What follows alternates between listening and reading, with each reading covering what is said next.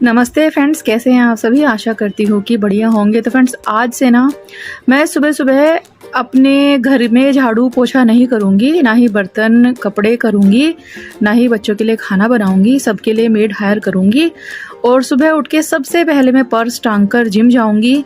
उसके बाद सीधा मैं मार्केट जाऊँगी, शॉपिंग करूँगी, इंजॉय करूँगी। तो अब से मैं ये रूटीन शुरू करने वाली हूँ, क्योंकि बहुत सारे मेरे प्यारे प्यारे फॉलोवर्स मुझे ये बोल रहे हैं कि मैं अपना ख्याल नहीं रख रही हूँ, मेरी एज होती जा रही है और मैं अपने बच्चों को टाइम नहीं दे रही हूँ, बच्चों को प्यार नहीं कर पा रही हूँ, उनके साथ खेल नहीं रही हूँ, उनके साथ इंजॉय नहीं कर रही हूँ और मेरा पूरा जीवन जो है झाड़ू पोछे और बर्तन में ही जा रहा है और मेरी वीडियोस में कुछ भी नहीं होता सिवाय झाड़ू पोछे और बर्तन के। तो आई थॉट कि चलो रूटीन चेंज कर लिया जाए। सुबह सुबह उठकर अब ये झाड़ू पोछा बर्तन में नहीं करूँगी, अब मैं शॉपिंग के लिए जाऊँगी। तो गई थी मैं सुबह सुबह उठ के एक दिन शॉपिंग पे। 12-15 हज़ार का खर्चा आ गया मेरा अननेसेसरी, जिसकी मुझे बिल्कुल ज़रूरत नहीं थी। 12-15 हज़ार रुपये आराम से लग जाते हैं। कितने लोग आप में से मेरी तरह सुबह उठ के झाड़ू लगाते हैं, पोछा लगाते हैं, बर्तन करते हैं। हम लेडीज़ का काम क्या है, वर्किंग होने के बावजूद भी कुछ काम हमें करने पड़ते हैं। झाड़ू भी लगानी पड़ती है, घर के सारे काम करने पड़ते हैं। जेंट्स भी वर्किंग है, घर की लेडी भी वर्किंग है, लेकिन फिर भी लेडी अपनी जिम्मेदारी से पीछे नहीं हटती। घर पर आकर सारे काम वो आराम से करती है, कोई दिक्कत नहीं होती। तो कुछ एक कमेंट जो इस तरह के आ जाते हैं ना कि आपका काम सिर्फ झाड़ू लगाना है, पोछा लगाना है, बर्तन लगाना है, उनको मैं बता दूं घर की हर महिला का काम यही होता है और हर कोई अपने घर में झाड़ू पोछा बर्तन करती है। आप बेशक कितने भी सर्वेंट्स रख लो। जैसे मुझे एक कमेंट आया है कि आप सर्वेंट क्यों नहीं रख लेती। सर्वेंट में रख लूँगी, कोई दिक्कत नहीं है, लेकिन वो काम तो हमारी पसंद का करे ना। 10 मिनट में पूरे घर का काम चुटकियों में करके निकल जाती हैं। और मेड्स की आजकल ये बात हो गई है। मैं अगेंस्ट नहीं हूँ मेड्स के। जैसे मुझे कुछ क्वेश्चन आए थे कि आप मेड्स के अगेंस्ट हो। I am not against. मेरा क्वेश्चन सिर्फ ये है कि जब मैं उन्हें पेमेंट कर रही हूँ, किसी भी फील्ड में अगर आप किसी को पेमेंट करते हो तो उनका पूरा फर्ज बनता है कि वो वहाँ पर अपना 100% दे। लेकिन आजकल सर्वेंट्स के साथ ऐसा नहीं है। आप उनसे आर्ग्यू नहीं कर सकते, आपको धमकी दे दी जाती है कि मैं छोड़ दूंगी, आप किसी और को बुला लो। तो इस हालत में फंसना ही क्यों है। प्लस उनका टाइमिंग्स 12 बजे आ रही है, 1 बजे आ रही है, आप 1 बजे तक ऐसे बैठ जाओगे कि अपने घर में। मैं तो नहीं बैठ सकती। जिनको बैठना है वो बैठे। और जिन लोगों के कमेंट्स ऐसे होते हैं ना कि मैं अपने लिए टाइम नहीं निकाल पा रही हूँ, मुझे जिम जाना चाहिए, जिम जाकर मेहनत करने से अच्छा है ना कि अपने घर में काम कर लो। मैं अपने घर का काम करके बहुत खुश हूँ और आप लोग मेरे काम करने के तरीके से ये अंदाजा लगा सकते होंगे कि मैं बिल्कुल भी परेशान नहीं हूँ। घर का काम करने से कुछ छोटा बड़ा नहीं होता और अपने घर का काम करने में बहुत अच्छा लगता है। स्टैंडर्ड मेंटेन करने के लिए बिल्कुल ऐसा नहीं, कहीं नहीं लिखा है कि आपको स्टैंडर्ड अच्छा दिखाना है तो आपको सर्वेंट हायर करना पड़ेगा, ये कहीं नहीं लिखा है। आप में से बहुत सारे लोग होते होंगे जिनकी सर्वेंट आती है, वो बहुत अच्छा काम करती है, लेकिन बहुत सारे ऐसे भी होंगे जो चुटकियों में काम करके चली जाती है और वो उन्हें कुछ भी नहीं कह पाते और उनके जाने के बाद सारा काम खुद से करते हैं। है कि नहीं बताओ मुझे। तो फालतू में आप उन्हें पैसे दे रहे हो कि नहीं।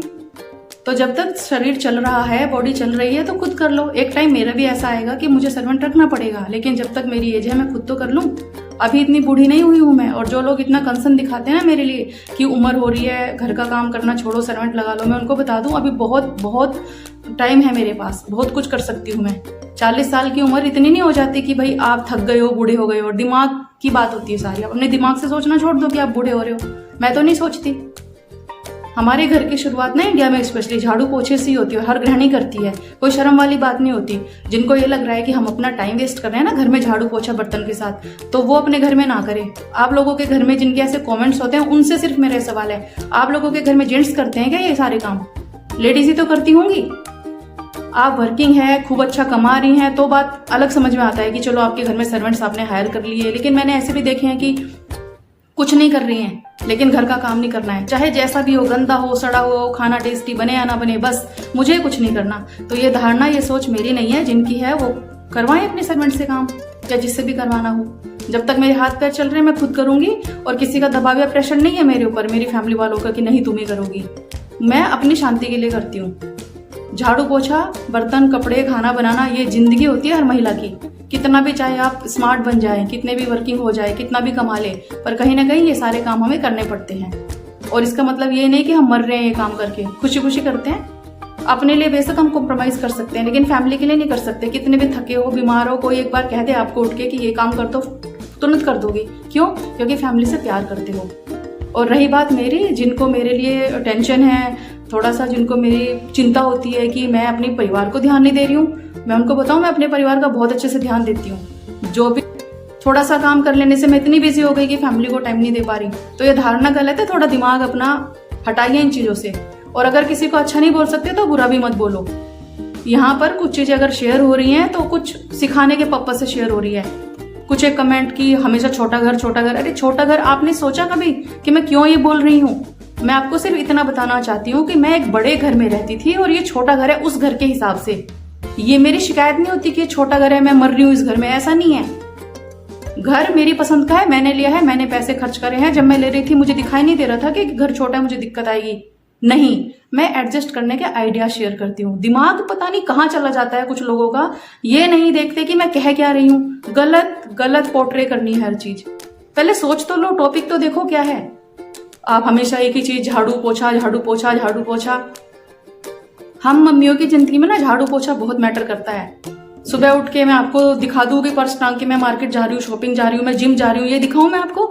ये मेरा तरीका ही नहीं है रहने का। और झूठ बोलकर मैं नहीं रह सकती, शो ऑफ में मैं बिलीव नहीं करती हूँ। तो जिनको आपत्ति विपत्ति प्रॉब्लम है वो बिल्कुल ना देखें। जबरदस्ती मैंने किसी के साथ नहीं की है, लेकिन अननेसेसरी अगर मुझे कोई कुछ बोलेगा ना तो आई कैन नॉट टॉलरेट।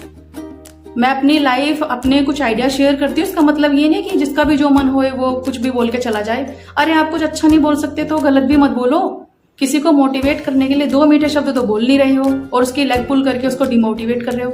मैं नहीं होने वाली हूँ, 40 की हो जाऊं या 50 की, जो मेरा काम है मैं करूंगी, जो मुझे अच्छा लगता है मैं करती हूँ। मैं अपने लिए जीती हूँ, किसी और के लिए नहीं।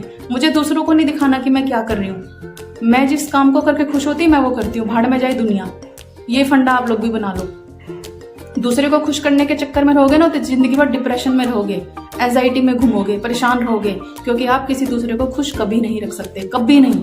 तो अपने लिए जीना सीखो, दूसरों के लिए नहीं। हम जिंदगी भर एक्सप्लेन ही करते रहे कि मैंने ये किया, मैंने ये किया, मैंने ये किया, मैंने किया।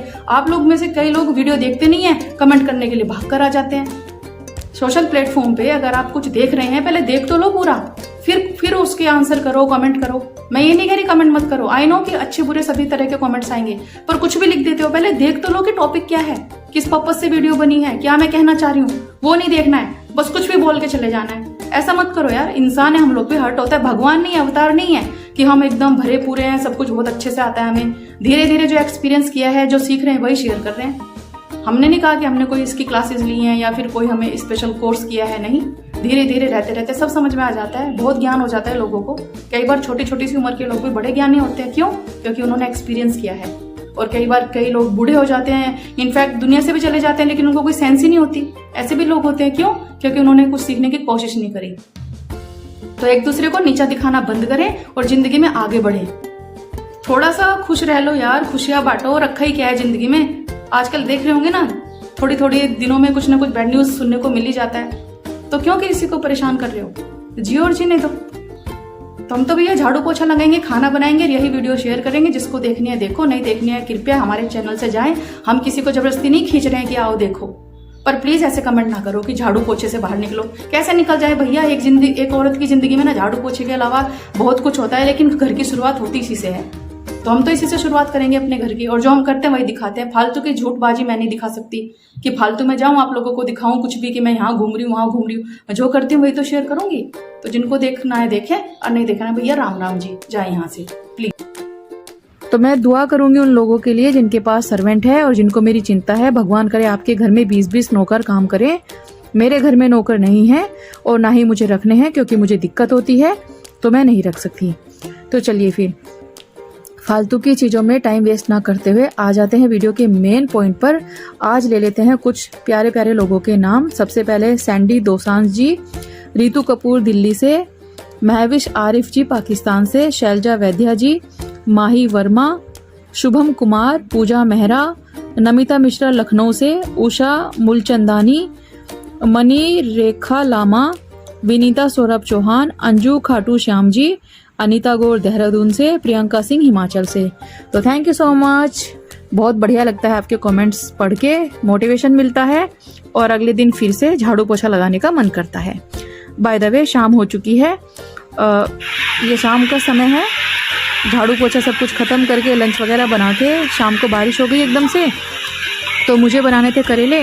और वैसे भी जिस घर में मैं रहती हूँ यहाँ पर धूप नहीं आती, तो ऐसा तो नहीं है कि धूप आएगी तभी मैं करेले बनाऊंगी। तो आज मैं आपके साथ करेले की एक ऐसी रेसिपी शेयर करूंगी जिसे आप बिना धूप के बना सकते हैं। यूजुअली हम लोग धूप दिखाकर करेले बनाते हैं। बड़ी बढ़िया रेसिपी है, यकीन मानिए बच्चे भी बड़े चाव से करेले खाएंगे, इतने स्वाद ये बनते हैं। तो मैंने लिए हैं आधा किलो करेले और ये एक दिन पहले का क्लिप है। एक दिन पहले मैंने करेले बनाए थे तो मैं वही इसमें ऐड करके आपके साथ शेयर कर रही हूँ। तो मैं टीवी देख रही थी, यहाँ पर टीवी देखते देखते मैंने ये करेले छील लिए। और जैसे कि मैंने एक दिन पहले और आपके साथ वीडियो शेयर करा था कि मैं यहाँ पर बैठी हूँ और मैं अपने बच्चों को काम पे लगा दूँ कि जाओ चक्कू लेकर आओ, जाओ करेले लेकर आओ, जाओ थाली लेकर आओ। तो ऐसा अगर आप करती हैं तो ऐसा ना करें, एक जगह ज़्यादा लंबे समय तक ना बैठे, इसलिए हमारा वजन बढ़ता है, पेट वगैरह निकल जाता है। तो अपने आप करें सारे काम। मैं सारे काम खुद करती हूँ, सारा सामान जितना मुझे लगा मैं खुद लेकर आई हूँ। तो सबसे पहले करेले छीलने हैं आपको, उनका छिलका निकालना है धोकर अच्छे से।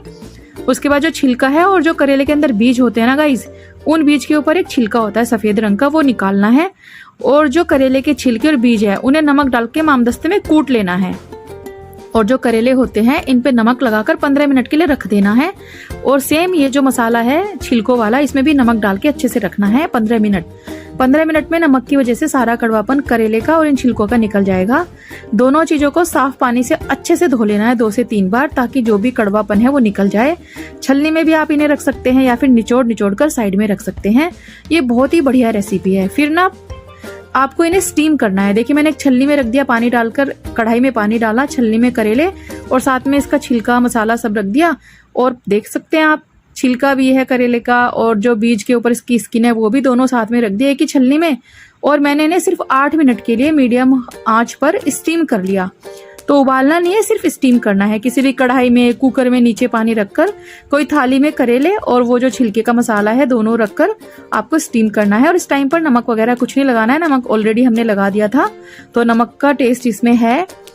तो अब ये करेले 8 से 9 मिनट के बाद जब स्टीम हो जाते हैं इन्हें बिल्कुल ठंडा कर लें। और 2 चम्मच ले ले सौंफ साफ करके और 2 चम्मच ले ले साबुत धनिया, और दोनों चीजों को थोड़ा मोटा मोटा सा पीस लेना है। तो करेले की फुल प्रूफ रेसिपी दे रही हूँ मैं आपको। बड़ा मजेदार करेले बनते हैं। ट्रैवलिंग के लिए जा रहे हैं तो भी बेस्ट है, 3-4 दिन चलते हैं।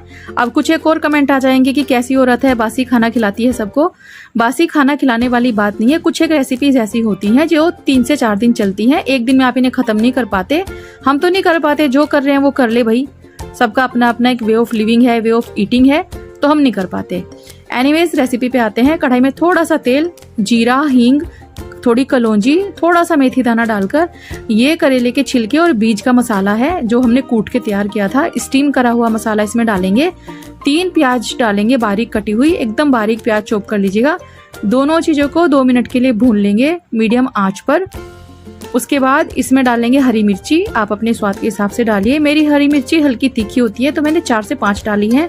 और करेले ना थोड़े तीखे से ही बढ़िया लगते हैं, लेकिन आपका टेस्ट है, आपको कैसे बनाने उस हिसाब से मसाले डालें। फिर हल्दी, मिर्ची, नमक, धनिया का पाउडर, और ये सौंफ और धनिया का पाउडर है। 2 चम्मच आमचूर पाउडर, थोड़ा नमक, थोड़ी सी मैंने तीखी वाली लाल मिर्ची डाल दी और अच्छे से मिला दिया मसाले को। मिलाकर हम इसे लो फ्लेम पर 4 मिनट के लिए पकाएंगे। लो फ्लेम पर सिर्फ 4-5 मिनट पकाना है। फिर आप देखेंगे सब्जियां थोड़ी सॉफ्ट हो जाएंगी, मसाले से खुशबू भी आएगी। फिर आपको 1 कच्चा आम इसमें डाल देना है। तो मैंने 2 कच्चे आम लिए थे, एक थोड़ा मीठा सा निकल गया तो फिर दूसरा आम मैंने काटा। आप यहाँ पर आम कद्दूकस करके डाल सकते हैं या फिर मेरी तरह फाइन चॉप करके ऐड कर सकते हैं। आम डालने के बाद वापस से 3 से 4 मिनट पकाइएगा और बीच बीच में चलाते रहिएगा। ढक्कन लगाकर पकाना है, लेकिन बीच बीच में चलाना है। कई बार मसाला नीचे से चिपक जाता है तो हमें मसाला जलाना नहीं है और पानी इसमें बिल्कुल नहीं डालना है। 4 से 5 मिनट के बाद आप देखेंगे कि जो आम है वो भी सॉफ्ट हो जाता है। तो बस यहाँ पर आम भी सॉफ्ट हो गया, मसाला पक चुका है। अब गैस की फ्लेम कर देंगे बंद और इस मसाले को ठंडा कर लेंगे। मैंने तो सब्र नहीं किया, मैंने गर्मा गर्म ही करेले के अंदर भर दिया था। लेकिन अगर आपसे हो पा रहा है तो गर्मा गर्म भर दे जैसे मैंने भरा, नहीं तो ठंडा करके आगे का प्रोसेस शुरू करिएगा। ये स्टीम्ड करेले हैं। जब ये हमने स्टीम किए थे तो मैंने टूथपिक से चेक किया था, ऑलमोस्ट ये अच्छे से स्टीम हो जाते हैं, पक जाते हैं। तो अब आगे पकने में समय नहीं लगेगा। तो अच्छे से करेले में मसाला भरेंगे। देखिए भर भर के भरिएगा। ये मसाला आप इस टाइम पर टेस्ट करेंगे ना तो बड़ा ही टेस्टी होता है। बिल्कुल भी कड़वापन इसमें नहीं होता, बिल्कुल भी नहीं। कुछ लोग बेसन डालते हैं, चीनी डालते हैं, तो कुछ डालने की जरूरत नहीं है। इस प्रोसेस से आप एक बार बनाना, बड़े मजेदार बनते हैं। तो मैंने अब मसाला बाहर ना निकले इसलिए इसमें थ्रेड बांध दिया है, लेकिन ये भी टोटली ऑप्शनल है। बिना धागा बांधे भी करेले से मसाला नहीं निकलता। बस आपको इसके लिए करेले थोड़े मोटे मोटे लेने हैं, लंबे लंबे लेने हैं। छुटकू छुटकू से करेले नहीं लेने हैं, नहीं तो मसाला फिर टिकेगा ही नहीं। तो करेला जब भी खरीदे बड़ा ले और मोटा ले, तो स्टफिंग अच्छे से होती है मसाले की। फिर एक बिल्कुल ऐसी कढ़ाई लें जैसी आप वीडियो में देख रहे हैं, इसमें सरसों का तेल डालें, ज्यादा तेल ना डालें यहाँ पर, और एक एक करके सारे करेले रख दीजिएगा। फ्लेम रखेंगे लो, यहाँ पर लो फ्लेम पर इन्हें एकदम लाल लाल होने तक हम चारों तरफ से सेकेंगे। तो ट्रिक देखिए आपको क्या लगानी है। जैसे भी नीचे से रख दिए मैंने, ढक्कन लगा दिया, 3 से 4 मिनट के बाद आप इन्हें पलट दीजिए चिमटे से। तो जो साइड नीचे थी उसको ऊपर लेकर आना है। तो बेसिकली घुमाते घुमाते चारों तरफ से करेले हमें लाल लाल होने तक सेकने हैं। तो बड़े बढ़िया ये सुनहरे सुनहरे सिक जाते हैं। 8 से 9 मिनट लगेंगे चारों साइड से सिकने में।